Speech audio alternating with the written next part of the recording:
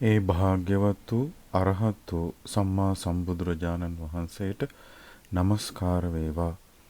සූත්‍ර පිටකය සංයුක්ත නිකාය 4 වන කොටස වන සලායතන වර්ගය සලායතන සංයුක්තය අජ්ජත් නන්දික්ඛය අනිච්ච සුත්තං තමා තුළ ඇති තණ්හාව ක්ෂය වීම පිණිස අනිත්‍ය දැකීම ගැන වදාළ දෙසුම. සවැත් නුවරදී පින්වත් මහණෙනි, භික්ෂුව අනිත්‍ය වූ ඇස තමයි අනිත්‍ය වශයෙන් දකින්නේ.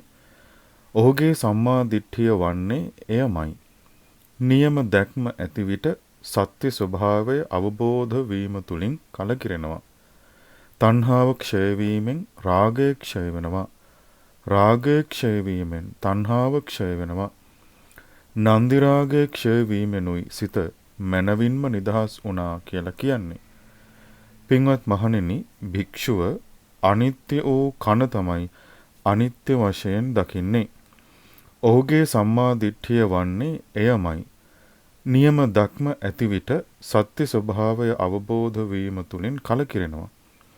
තණ්හාව ක්ෂය වීමෙන් රාගය ක්ෂය වෙනවා. රාගය ක්ෂය වීමෙන් තණ්හාව ක්ෂය වෙනවා. නන්දි රාගය ක්ෂය වීමෙනුයි සිත මනවින්ම නිදහස් වුණා කියලා කියන්නේ. පින්වත් මහණෙනි, භික්ෂුව අනිත්‍ය වූ නාසයම තමයි අනිත්‍ය වශයෙන් දකින්නේ. ඔහුගේ සම්මා දිට්ඨිය වන්නේ එයමයි. නියම දැක්ම ඇති විට සත්‍ය ස්වභාවය අවබෝධ වීම තුලින් කලකිරෙනවා.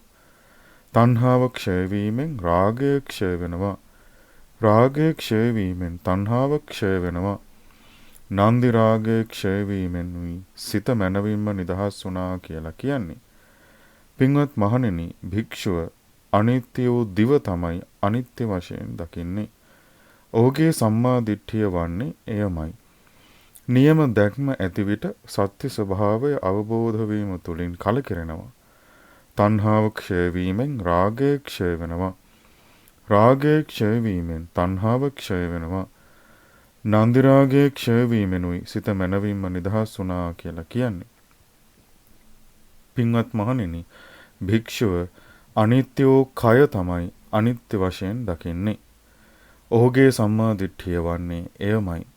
නියම දැක්ම ඇති විට සත්‍ය ස්වභාවය අවබෝධ වීම තුලින් කලකිරෙනවා. තණ්හාව ක්ෂය වීමෙන් රාගය ක්ෂය වෙනවා. රාගය ක්ෂය වීමෙන් තණ්හාව ක්ෂය වෙනවා. නන්දි රාගය ක්ෂය වීමෙනුයි සිත මනවින්ම නිදහස් වුණා කියලා කියන්නේ. පින්වත් මහණෙනි, භික්ෂුව අනිත්‍ය වූ මනස තමයි අනිත්‍ය වශයෙන් දකින්නේ. ඔහුගේ සම්මා දිට්ඨිය වන්නේ එයමයි. නියම දැක්ම ඇති විට සත්‍ය ස්වභාවය අවබෝධ වීම තුලින් කලකිරෙනවා. තණ්හාව ක්ෂය වීමෙන් රාගය ක්ෂය වෙනවා. රාගය ක්ෂය වීමෙන් තණ්හාව ක්ෂය වෙනවා. නන්දි රාගය ක්ෂය වීමෙනුයි සිත මනවින් නිදහස් වුණා කියලා කියන්නේ. සාදු සාදු සාදු.